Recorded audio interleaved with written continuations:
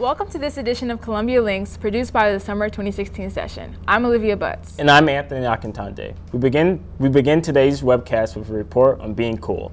Many students feel the need to be popular and liked by their peers, but is it having a negative effect on their morals?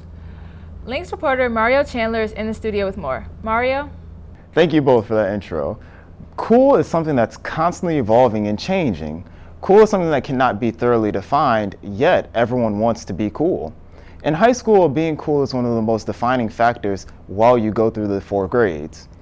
Cool is something that can change your morals, your attitude, and your viewpoint on life. So what is cool doing to teenagers?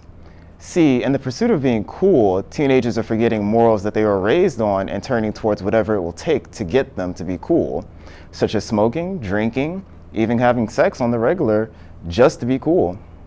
Back to you. There are an estimated 65,000 undocumented students in the United States. These students go on to graduate from high schools every year. Links reporter Genesis Morello joins us now with more on what she learned. Genesis?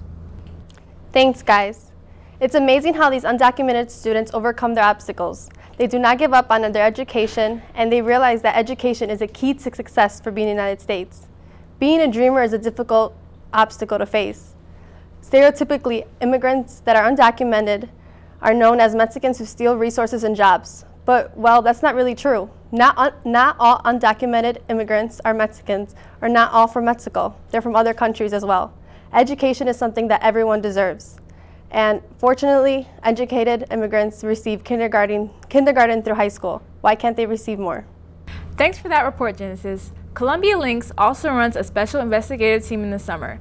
These select students brainstorm and develop stories on a deeper issue and present their findings via a white paper and an annual town hall in October. I-Team member Kristen Rixby is here to tell us a little more about what they've been up to this summer. Hi, Kristen. Hi guys, so I'm here to talk about stereotypes and how they negatively affect people. And one of the stereotypes that we focused on was against Asian Americans and how Asian Americans are portrayed as this model minority. Now, not only is this bad for Asian Americans because it sets a standard for them that they have to live up to, but it also completely disregards their previous struggles in America and what they've had to do to overcome this.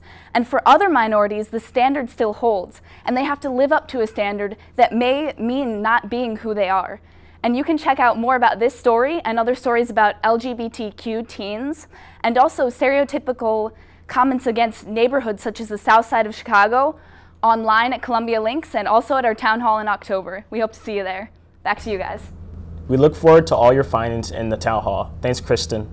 Are school dress codes sexist? That's the question many teen girls and their parents are asking of school administrators. Links reporter Alex Doyle took a look at this issue and has more. Alex? Thanks, guys. As the school year rapidly approaches, girls will be worried about more than just school supplies and summer reading. They'll be thinking about the unfair dress codes enforced by many Chicago schools. Many believe that these dress codes leave room for sexism in the classroom. I interviewed people with both a positive and negative perspective about this concept in order to build my story. Back to you.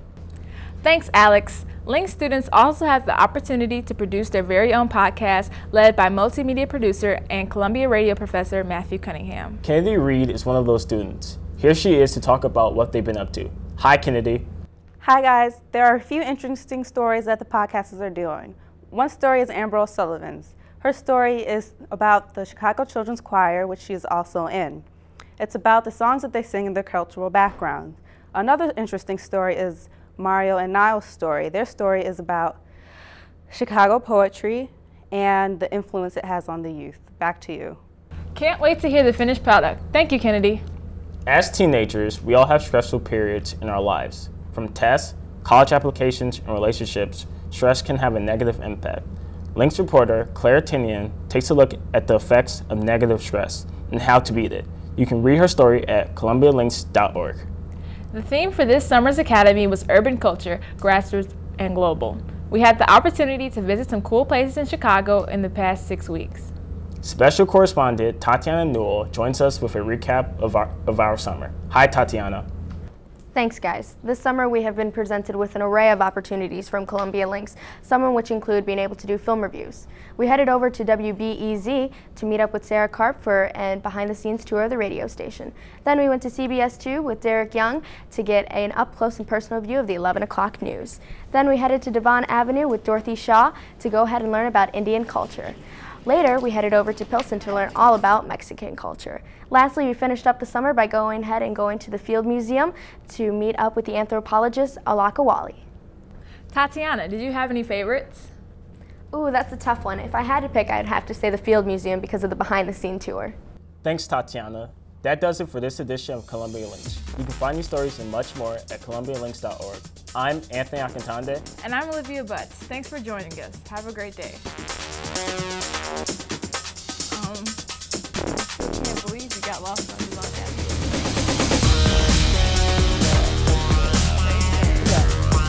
Stretch and your legs out.